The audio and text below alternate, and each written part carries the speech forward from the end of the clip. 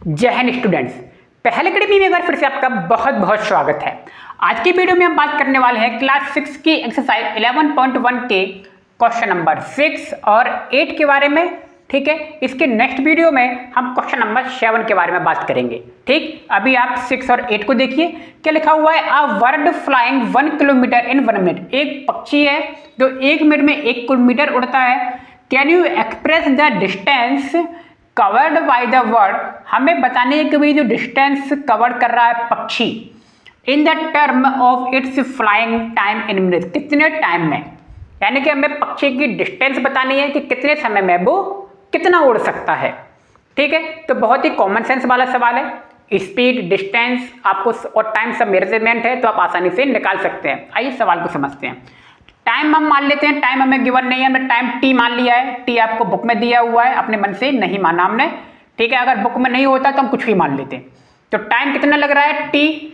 Speed of word आपको पता है 1 किलोमीटर पर मिनट। 1 मिनट में कितना जा रहा है वो? 1 किलोमीटर। तो डिस्टेंस कवर्ड बाय वर्ड क्या हो जाएगा? 1 मल्टीप्लाई टी, यानी कि टी किलोमीटर जाएगा। वो कितना जाएगा? कितनी डिस्टेंस कवर करेगा वो? टी किलोमीटर कवर करेगा। अब देखिए बात समझिए यहाँ पे। देखिए, मान लीजिए आप सिंपल से तरीके से समझिए, आपको कहीं जाने में 2 घंटे लगते हैं, 2 आवर्स।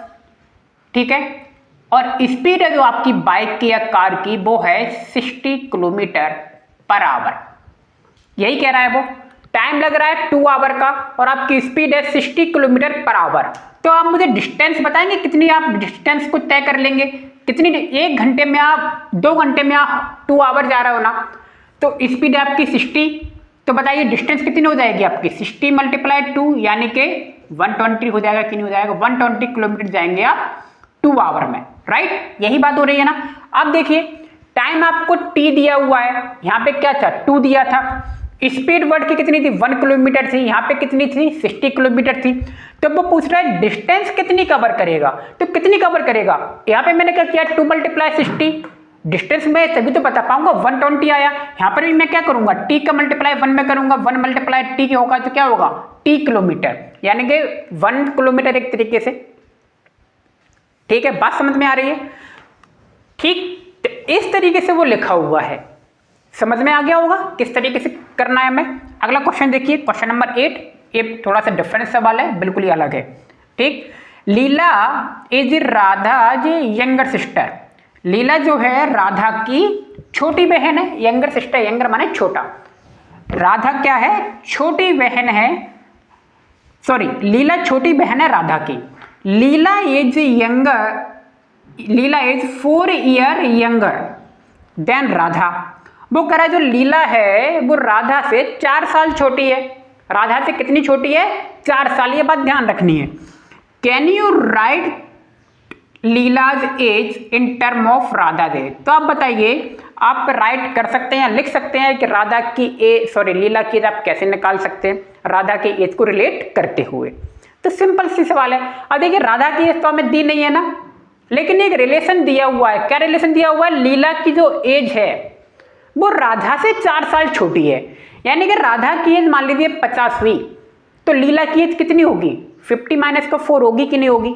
ये बात समझ में आ रही है? क्योंकि लीला 4 साल छोटी है राधा की एज से। राधा की एज अगर 20 हुई तो लीला की एज कितनी होगी? 20 - 4 होगी कि नहीं होगी? है ना, ये कंसेप्ट समझ में आ रहा होगा। तो आइए समझ लेते हैं। लेट राधा एज हमने मेजर कर लिया x ईयर। ये आपको गिवन है किताब में, x ईयर दिया हुआ है। हमने राधा की एज को x ईयर मान लिया। अब मुझे बताइए लीला की एज क्या होने वाली है? x - 4 होगी कि नहीं होगी? क्योंकि राधा से वो 4 साल क्या है? छोटी है। राधा की एज अगर 20 है मैंने बताया, तो लीला की एज कितनी होगी? 20 - 4। क्लियर? अगर राधा की एज x है तो लीला की एज क्या होगी? x - 4। कंसेप्ट समझ गए? तो x ईयर मान लिया।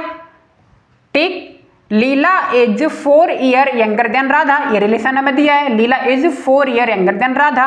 सो लीलाज एज क्या होगा? x - 4 होगा कि नहीं होगा? मैंने आपको बता दिया x - 4, यही आपका आंसर है। ठीक, तो बिल्कुल सवाल सिंपल था, इजी सवाल था। आपको बस ये रिलेशन समझ में आना चाहिए था, जो रिलेशन पीछे लिखा हुआ है 4 ईयर यंगर देन राधा। ठीक, इसी से सवाल बनेगा। सवाल समझ में आ गया होगा। तो मिलते हैं नेक्स्ट वीडियो में। आप सभी का बहुत धन्यवाद। Thank you.